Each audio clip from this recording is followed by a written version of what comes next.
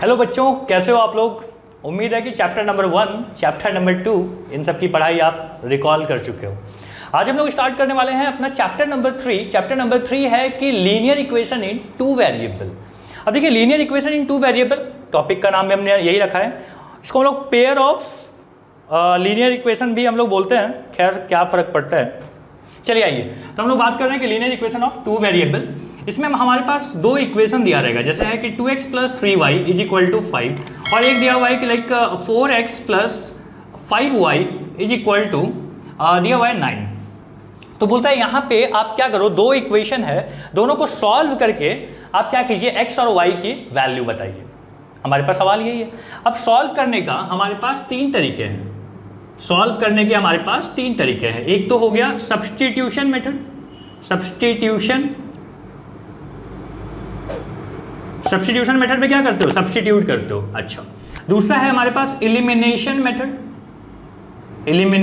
Method, और तीसरा हम बोलते हैं क्रॉस मल्टीप्लिकेशन मेथड।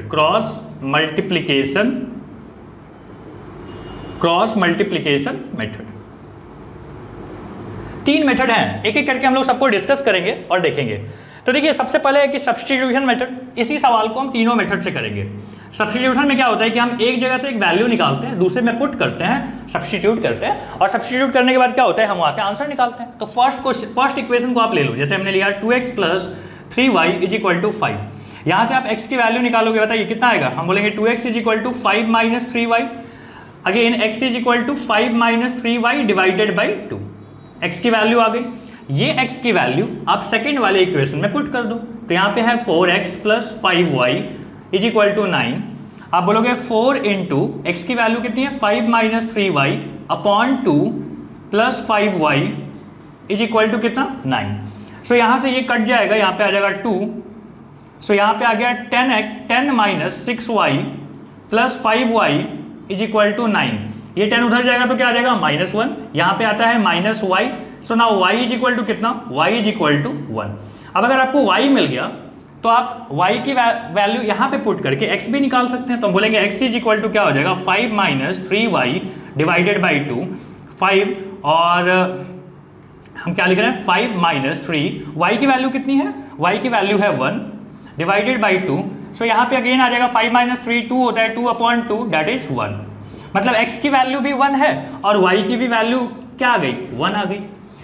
अब यहाँ पे क्या हुआ बेटा, एक मेथड तो हम सीख चुके हैं, इसको हम बोलते हैं सब्स्टिट्यूशन मेथड। ये हमारा हो गया ओवर। अब ऐसे कोई भी सवाल रहे आप उसको सॉल्व कर सकते हो। यहाँ से x निकालिए या फिर y भी निकाल सकते हो। एक जगह से एक वैल्यू निकाल के दूसरे वाले में पुट करना है, ध्यान से उसी में मत पुट कर दीजिएगा। एक जगह से वैल्यू निकाला, दूसरे में पुट किया, ठीक है। और उस तरीके से क्या किया, हमने सॉल्व किया और x और y की वैल्यू मिल गई। अब हम बात करने वाले हैं एलिमिनेशन मेथड की। सेम क्वेश्चन को आंसर कितना आया, x और y दोनों की वैल्यू 1 1 आई है। देखते हैं कि सेकंड मेथड से भी हम करने पे क्या इसका आंसर सेम आता है। बिल्कुल आएगा, मेथड बदला है, आंसर नहीं। क्या किया हमने बोला 2x + 3y is equal to 5। यहाँ पे है अपने पास 4x + 5y is equal to 9। अब देखो, एलिमिनेशन में क्या करते हैं, हम कट करते हैं। एलिमिनेट करना मतलब हटा देना। कैसे हटेगा, तो एक काम करो, ये 4 है, ये 2 है, इसमें अगर 2 से मल्टीप्लाई कर दिया जाए तो ये भी 4 बन जाएगा। मतलब आपको 2 से मल्टीप्लाई करना है। तो पहले इक्वेशन में अगर आप 2 से मल्टीप्लाई करो तो ये बन जाएगा 4x, 3 × 2 = 6y, और यहाँ आ गया 10। यहाँ पे क्या है, यहाँ पे है 4x + 5y is equal to 9। अब आप क्या करते हो, तो हम बोल रहे हैं माइनस करेंगे। माइनस करने का मतलब होता है सबका नीचे में जो है लिखा हुआ सबका साइन बदल दीजिए। बदल दिया हमने। अब ये क्या हो गया, एक 4x था, एक -4x है, कट गया। यहाँ पे क्या आ गया, यहाँ पे 1 और यहाँ पे आ गया 1। सो y की वैल्यू क्या आ गई, 1। अब अगर y मिल गया आपको तो दोनों में से कोई भी जो आपको सुंदर लगता हो, सुंदर मतलब छोटा, तो 2x + 3y, हमको ऊपर वाला आसान लग रहा है, हम इसमें पुट कर देते हैं। y की वैल्यू कितनी, 1, तो हम बोलेंगे 3 × 1 3 होता है। यहाँ पे है 2x is equal to 5। So now 2x is equal to 5 - 3 जो कि होता है 2x इज इक्वल टू क्या होता है, 1। सो आपको मिल गया x, आपको मिल गया y। ये कौन सा मेथड है, इसको हम बोलते हैं एलिमिनेशन मेथड, ठीक है। एलिमिनेट कर दिया हमने, तो एलिमिनेट करके जो तरीका है निकालने का उसको हम बोलते हैं एलिमिनेशन मेथड। क्लियर हो गया ये चीज। अब आते हैं थर्ड पार्ट में, यहां तक जल्दी से कॉपी कीजिए। अब हम लोग देख रहे हैं क्रॉस मल्टीप्लिकेशन मेथड। सवाल हमारा यही है। अब ध्यान दीजिएगा, जब भी आप क्रॉस मल्टीप्लिकेशन मेथड करते हो ना, तो इसको रीराइट कीजिए। तो हम बोलेंगे फर्स्ट इक्वेशन अपना आ रहा है 2x + 3y -5 is equal to 0। आपको इक्वल टू 0 चाहिए, ध्यान से ये गलती मत कीजिएगा। यहाँ पे आ रहा है 4x + 5y is equal to नहीं, इधर आके क्या हो जाएगा -9 इज इक्वल टू 0। नाउ अब आपके पास इसको बोला जाता है a, इसको बोला जाता है बेटा b, इसको बोला जाता है c विथ साइन, ठीक है, साइन के साथ बोलना होता है। ध्यान रखिएगा, लिखने का तरीका समझो, x y 1, x के नीचे यहाँ पे इस तरीके से बना लो, ठीक है, यहाँ पे। अब देखो कोड है BCAB, ध्यान रहेगा BCAB। पहले क्या लिखना है b मतलब कौन हो गया, हम बोलेंगे 3 5, b c कौन है तो हम बोलेंगे -5 -9, BC a कौन है, a है 2 and 4, और बाद में b कौन है -5 and -9। बीच में क्रॉस साइन बना दीजिएगा इस तरीके से, बताता हूँ कैसे लिखना है आपको। अगेन x के नीचे क्या आएगा, -9 इंटू 3 क्या आता है -27, माइनस 5 5 जा 25, माइनस में आया, माइनस माइनस मिलके क्या हो गया 25। अगेन y के बारे में बताइए, 5 4 जा 20, -20, 9 2 जा 18, माइनस में है तो यहाँ पे हो जाएगा +18, यहाँ पे आ जाएगा 1/9 2 जा 18 दैट इज -18, और 5 4 जा 20 +20, ठीक है। तो अब क्या आ जाएगा, तो हम बोलेंगे इसको कहाँ लिखूँ, यहाँ लिखते हैं, तो हम बोलेंगे x/-2, y/, क्या है बेटा यहाँ पे -2, और z नहीं, यहाँ पे 1 है, 1/ क्या आ गया यहाँ पे 2, ठीक है। So now x is equal to, यहाँ पे क्या होता है, यहाँ पे -1 होता है, ओके, तो यहाँ पे माइनस लिख दीजिएगा और अब आपका सही चलेगा, ये इतना आ गया, ये माइनस को चाहो तो आप, अच्छा चलो ठीक है, ओके। तो x इज इक्वल टू क्या आ जाएगा, x इज इक्वल टू आ जाएगा -2/2, समझ लो इन दोनों को इक्वेट कर रहा हूँ, यहाँ से कितना आ गया 1। सिमिलरली यहाँ पे आ गया y/-2 इज इक्वल टू -1/2, तो ये क्या हो जाएगा उधर जाके y is equal to again 1, मतलब x की वैल्यू 1, y की वैल्यू 1, समझ में आ गया। तो ध्यान रखिएगा यहाँ पे x y -1 मत गलती करना, ठीक है, मेरे से गलती हुई है, आप मत कर देना, -1 एंड बाकी चीज़ें सॉल्व करनी है। तो ये जो तरीका है ना, क्रॉस मल्टीप्लिकेशन मेथड बोलते हैं। तो तीनों मेथड आपको क्लियर हो गया होगा। अब बारी है कि इन तीनों मेथड को यूज करके हम लोग को सारे के सारे क्वेश्चंस करने हैं। एक और पार्ट है जो मुझे डिस्कस करना चाहिए, तो हम बोलेंगे अब हम लोग को पढ़ना है कंसिस्टेंसी एंड नॉट कंसिस्टेंसी, ठीक है, नॉट कंसिस्टेंट और नॉट कंसिस्टेंट, ये लिख देता हूं, कंसिस्टेंट एंड नॉन कंसिस्टेंट। यहां हम बोलते हैं इसको कि सॉल्व हो सकता है कि नहीं हो सकता है। तो देखो मान लीजिए आपके पास एक इक्वेशन दिया हुआ है a1x + b1y + c1 is equal to 0, एक दिया हुआ है हमारे पास a2x + b2y + c2 is equal to 0, दो इक्वेशन दे रखा है। अब बोलता है फर्स्ट देखिए, अगर a1/a2 is not equal to b1/b2 आता है, अगर ऐसा आ गया तो हम बोलेंगे दिस इज यूनिक सॉल्यूशन, ठीक है, क्या बोलते हैं इसको, यूनिक सॉल्यूशन। और अगर हम बात करें कि अगर इसका स्ट्रेट लाइन जो होगा, स्ट्रेट लाइन क्या करेंगे, लाइंस विल इंटरसेक्ट, लाइन क्या करेंगे तो इंटरसेक्ट होंगे, क्रॉस करेंगे कहीं पे। सेकेंड अगर मैं आपको बताऊं कि अगर a1/b1 a1/a2 ऐसे लिखना, a1/a2 इज इक्वल टू अगर b1/b2 आ जाए तो चेक करना पड़ेगा कि क्या c1/c2 भी आता है। अगर ये तीनों बराबर हैं तो हम क्या बोलेंगे कि ये होगा इनफाइनाइट सॉल्यूशन। कितने होंगे, इनफाइनाइट सॉल्यूशन होंगे, बहुत सारे सॉल्यूशन होंगे। ध्यान दीजिएगा, बहुत सॉल्यूशन कैसे मिलता है स्ट्रेट लाइन में, तब जहां पे वो कट करे, तो अगर बहुत सारे सॉल्यूशन मिल रहे हैं इसका मतलब ओवरलैप कर रहा है, लाइन कैसे हो रहे हैं, तो हम बोलेंगे ओवरलैप्ड लाइंस, क्या होंगे, ओवरलैप करेगा लाइन। थर्ड है कि अगर a1/a2 इज इक्वल टू तो b1/b2 है, लेकिन अगर c1/c2 के बराबर ना आए तो हम क्या बोलते हैं, हम बोलते हैं कि नो सॉल्यूशन। और नो सॉल्यूशन कब होगा, जब लाइन कभी भी कट नहीं करे, मतलब पैरेलल लाइंस होंगे, पैरेलल लाइंस। तो इस बात को भी ना आपको अच्छा कंसिस्टेंसी की बात नहीं बताया मैंने आपको। देखो जब भी आपको आंसर मिल जाए, मतलब इन दोनों केसेज में हम क्या बोलते हैं कि कंसिस्टेंट, और ये वाला जो केस है ना इसको हम बोलते हैं इनकंसिस्टेंट। या नॉट कंसिस्टेंट, इनकंसिस्टेंट लिखना, ठीक है, ज़्यादा अच्छा लगता है। चलो यहाँ पे भी लिख देता हूँ इनकंसिस्टेंट, ठीक है। तो कंसिस्टेंट वाला क्या हो गया कि जिसमें सॉल्यूशन मिल जाए, चाहे यूनिक हो चाहे इनफाइनाइटली मेनी सॉल्यूशन हो, दोनों को हम कंसिस्टेंट बोलते हैं। जहाँ पे सॉल्यूशन नहीं मिलता है उसको हम बोलते हैं इनकंसिस्टेंट, उसको हम लाइन के फॉर्म में बोलते हैं कि they are parallel lines. Clear हो गया ये चीज़? चलो थोड़ा सा साइड हो जाता हूँ, कॉपी कीजिए इसको। इसके बाद ना हम लोग को क्या करना चाहिए, हम लोग को क्वेश्चंस करना चाहिए। तो जल्दी से इसको कॉपी कीजिए, फिर मैं आपको लेके चलता हूँ सवाल करने के लिए। आइए देखते हैं पहला सवाल हम लोग को दिया हुआ है कि ये रहा, solve the following pair of linear equation by substitution method. देखो सब्स्टिट्यूशन में क्या करते हैं, तो हम फर्स्ट इक्वेशन को लेते हैं और यहां से ना एक वैल्यू निकाल के लेके आएंगे। अब ये वैल्यू कौन सी लेनी चाहिए हमको, तो मैं बोल रहा हूँ एक काम करते हैं, हम यहाँ से y निकाल के लाते हैं। तो यहाँ पे आ जाएगा 2y = 7 - 3x। सो ना y = आ जाएगा 7 - 3x अपॉन 2। फर्स्ट पार्ट आ गया। अब यही जो y की वैल्यू है ना, इसको हम सेकेंड वाले में पुट कर देंगे। तो यहां लिख देता हूं कि putting the value of y in second equation, और ये हमने बोल दिया कि दिस इज सेकेंड, ठीक है। इसको मान लो थर्ड बना देते हैं, इसको फर्स्ट बना देंगे। सेकेंड में जब आप पुट करोगे तो ये क्या आएगा, हम बोलेंगे 4x + y - 6 = 0। आप यहाँ पे बोलोगे 4x + y की वैल्यू कितनी है, 7 - 3x अपॉन 2 = 6। इसको अगर सॉल्व किया जाए तो ये आएगा 8x + 7 - 3x अपॉन 2 = कितना, 6। फर्दर इसको अगर देखोगे तो यहाँ पे आएगा 5x + 7 = 12। अब ये 7 माइनस होगा तो क्या आ जाएगा, 5 आ जाएगा। सो यहाँ पे भी 5 है, मतलब 5x है। So now x = how much, 1। अगर आपको x मिल चुका है तो आप क्या करोगे, यहाँ पे जाके इसको पुट कर दो x की वैल्यू के लिए। तो हम बोलेंगे y = क्या होगा, 7 - 3 × 1 डिवाइडेड बाई 2। सो कितना आ जाएगा, 4/2, और 4/2 की वैल्यू कितनी आती है, 2। इस मेथड से जब आप सॉल्व करेंगे ना, तो इस मेथड को हम बोलते हैं सब्स्टिट्यूशन मेथड। हमने डिस्कस किया अपने थ्योरी लेक्चर पार्ट में। अच्छा आइए सेकंड क्वेश्चन करते हैं। सेकंड में हम लोग को बोला हुआ है, find whether the lines represented by this and this are parallel, coincident and intersecting.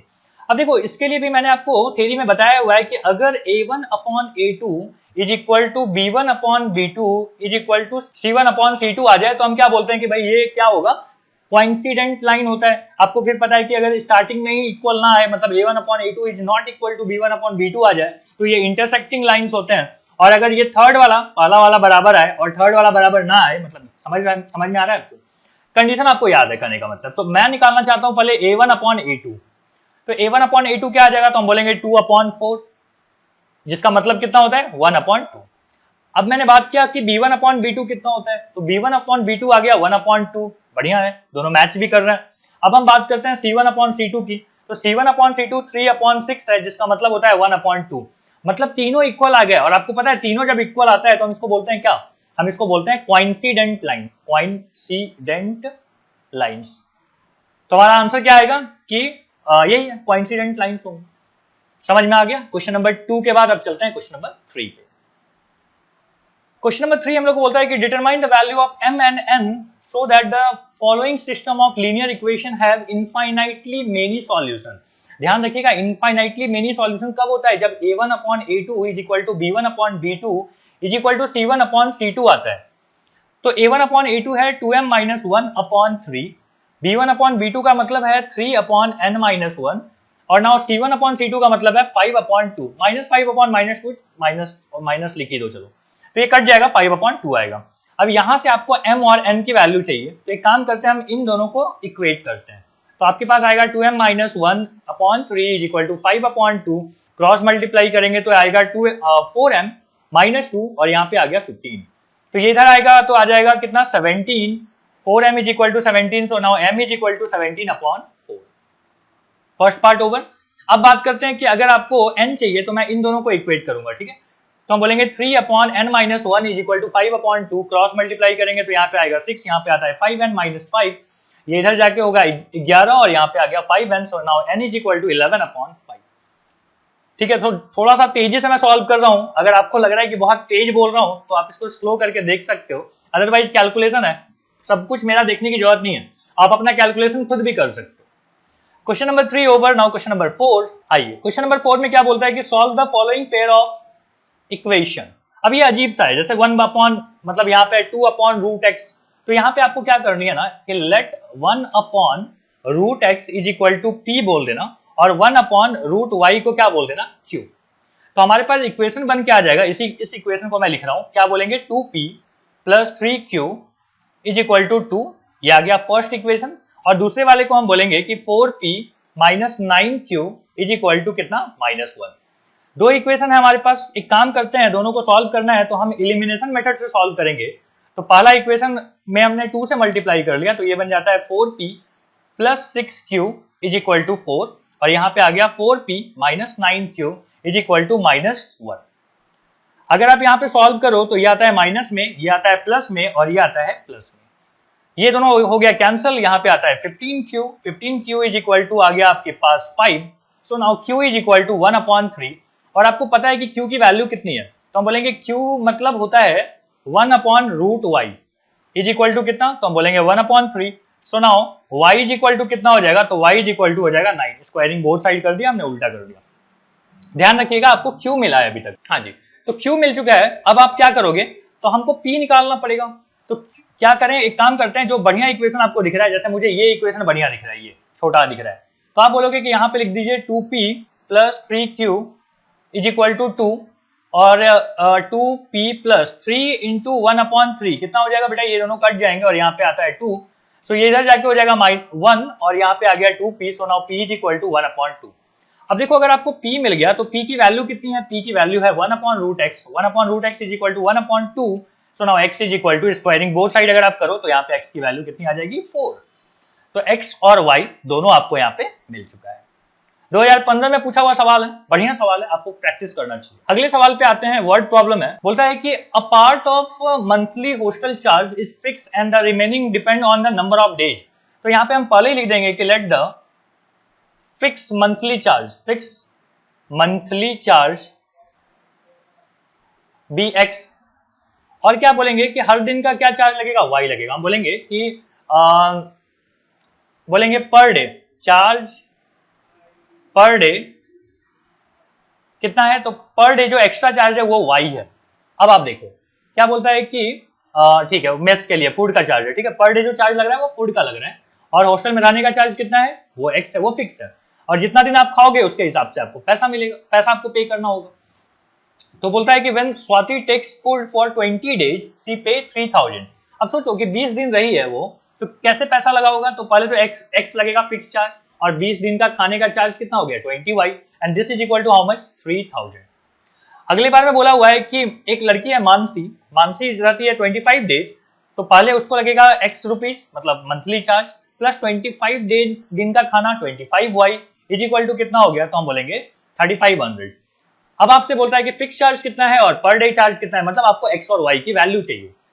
इनको सब्ट्रैक्ट कर दीजिए, एलिमिनेशन मेथड हम लोग का प्यारा सा है, प्यारा सा मतलब हो गया कि आसान होता है सॉल्व करना। तो यहाँ पे हमने ले लिया 5y, यहाँ पे आ गया 500, minus minus cancel, y is equal to हो गया 100, मतलब 100 रुपए लगेंगे पर डे फूड के लिए, ठीक है। अगर आपको x निकालना है तो कोई भी इक्वेशन आप पुट कर सकते हो, मैंने ले लिया पहला इक्वेशन, और यहाँ पे अगर मैंने पुट किया तो कितना आता है देखिए, 20 इंटू 100 मतलब हो गया यहाँ पे 2000, और यहाँ पे आ गया 3000।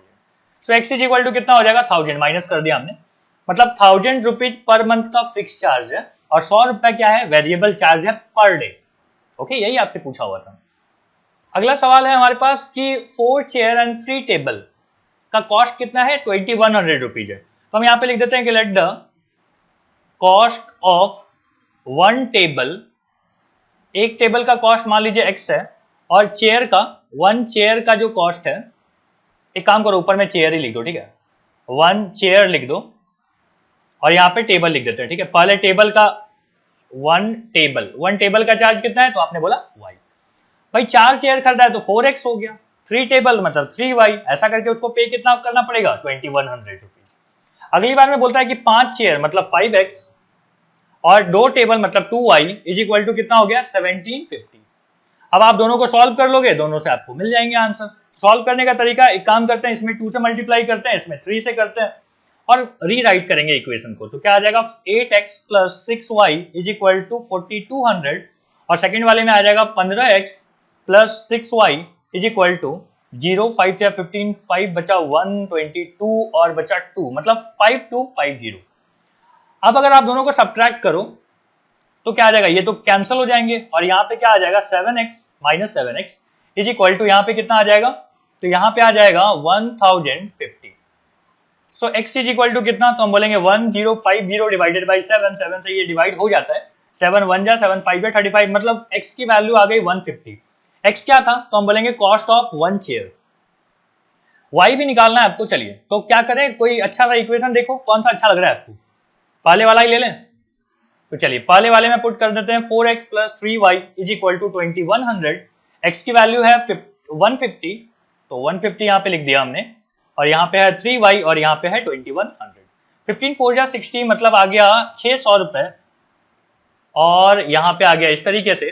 सो ना y की वैल्यू तो बड़ा आसानी से आपको मिल जाएगा, हम बोलेंगे यहाँ पे 3y is equal to 2100 minus 600 कितना होता है 1500। सो y इज इक्वल टू आ गया 500। मतलब टेबल का जो कॉस्ट है, यहाँ लिख देता हूं, टेबल कॉस्ट, ठीक है, कितना है, तो हम बोलेंगे 500। और चेयर का कॉस्ट कितना हो गया, चेयर कॉस्ट 1 चेयर और 1 टेबल है, ये कितना हो गया, तो 150, 150। तो इस तरीके से हमने क्या किया, कुछ क्वेश्चंस मैंने यहाँ पे करवाए हैं। अब आपका काम रहता है कि आप असाइनमेंट वाला जो पार्ट है, जो पीडीएफ है, उसको डाउनलोड कीजिए, प्रैक्टिस कीजिए, और जब आप प्रैक्टिस करेंगे तो आप ज्यादा कॉन्फिडेंट फील करेंगे कि आपको सारे क्वेश्चंस वहां पे आने लग जाएगा। ठीक है, तो मिलते हैं हम लोग अगले लेक्चर में। Thank you.